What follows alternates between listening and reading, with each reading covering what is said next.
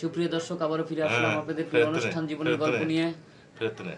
সুপ্রিয় দর্শক, আবারও ফিরে আসলাম আপনাদের প্রিয় অনুষ্ঠান জীবনের গল্প নিয়ে। আমাদের ক্যামেরার সামনে আছে এক অসহায় মেয়ে, তার কাছ থেকে জানতে চাই তার জীবনের গল্প। আসসালামু আলাইকুম আপু, কেমন আছো? ওয়ালাইকুম আসসালাম, জি ভালো আছি, আপনি ভালো আছেন? আলহামদুলিল্লাহ ভালো আছি। তোমার নাম কি আপু? মায়া। মায়া। তোমার জন্মস্থান কোথায়? রংপুর। রংপুরে। তোমার পরিবারে কে কে আছে? বাবা মা, আমি বোন। তোমার বাবা মা, তুমি বোন। জি। আচ্ছা, তোমার মানে তোমাদের সংসারের মানে কার আয়ের উপর নির্ভরশীল? আমার বাবার। বাবার। তোমার বাবা এখন কি করে? বাবা মা অসুস্থ, টুকটাক কাজ করে, অভাবে সংসার দেয়। অসুস্থ? জি। মানে একদিন করে আর একদিন কাজ করতে পারে না, জি। এরকম হালাহাল অবস্থা। এই জন্য আমাদের ক্যামেরা সামনে আসছো কি সাহায্য সহায়তার জন্য না কোনো বিয়ে শাদীর জন্য?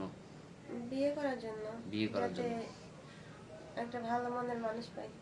একজন ভালো মনের মানুষ পাই, যাতে তোমাদের পরিবারটা বা তোমার উপর একটা খেয়াল রাখে, এরকম। এই জি। জন্য এরকম একটা মানুষ চাচ্ছ। জি। সে ব্যক্তিটার যদি একটু বয়স বেশি হয়? বয়স হলে সমস্যা নাই, মানে ভালো হলে হবে। ভালো হলেই তো হবে না? 40-45 যদি বয়স হয় তার? হোক, সমস্যা নেই। সমস্যা নাই, কারণ তুমি তো একটা ইয়ং মেয়ে। তোমার বয়স কত? 21 চলে। 21 সালে? এত অল্প বয়সে তুমি 40-45 বছরের একজন ব্যক্তিকে বিয়ে করবে, এটা কিভাবে সম্ভব বা কেনই বা করবে?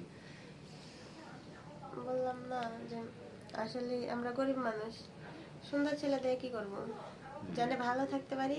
বয়স্ক হলে সমস্যা নেই। সমস্যা নেই, যাতে 3 বেলা খাইতে দিতে পারে। জি। আর বয়স্ক লোক অবশ্যই বউকে ভালোবাসে। হ্যাঁ, বয়স্ক মানুষ বউকে ভালোবাসে। আর ভালোবাসে ইয়ং বেশি। ছেলেগুলি, স্মার্ট ছেলে পেলে দেখা গেল যে বিয়ে করলো কিন্তু দেখা যায় নেশা করে, বউকে টাকার জন্য, যৌতুকের জন্য ভালো মারধর না। করে।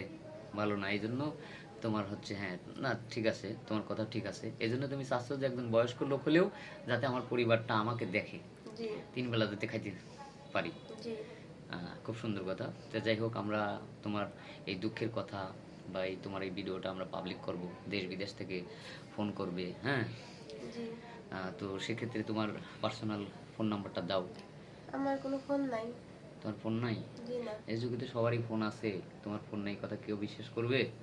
বিশ্বাস না করলে কিছু করার নাই। হ্যাঁ। একবার খাইতে পাই, একবার খাইতে পাই না, আবার ফোন কিভাবে নেব? ফোন কিভাবে ইউজ করবো? তারপরে ফোনে আবার টাকা ভরতে হবে, আবার কথা বলতে হবে, হ্যাঁ। জি। যে টাকা দিয়ে ফোনে মানে লোড দেবো, সে টাকা দিয়ে হাফ কেজি লবণ হবে বা এক পোয়া মরিচ হবে, তাই না? জি। ঠিক আছে, আমরা আর স্কিপ বাড়াবো না। সুপ্রিয় দর্শক, আপনারা শুনলেন মেয়েটির অসহায়ের গল্প। তার আসলে তাদের সংসারটা খুবই মানে কি বলবো, এমন একটা দারিদ্র্যের কষাঘাতে সে জ্বলছে, যার কারণে আমাদের ক্যামেরার সামনে বাধ্যতামূলক এসেছে তার জীবনের গল্প বলতে। যদি কোনো সহৃদয়বান ব্যক্তি এই মেয়েটাকে পছন্দ করে থাকেন, যদি তার দায়িত্ব নেন, তাহলে আমাদের স্ক্রিনে নম্বরটা দেওয়া থাকবে, আমাদের নম্বর দেওয়া থাকবে, মেয়ের কোনো পার্সোনাল ফোন নাম্বার নাই।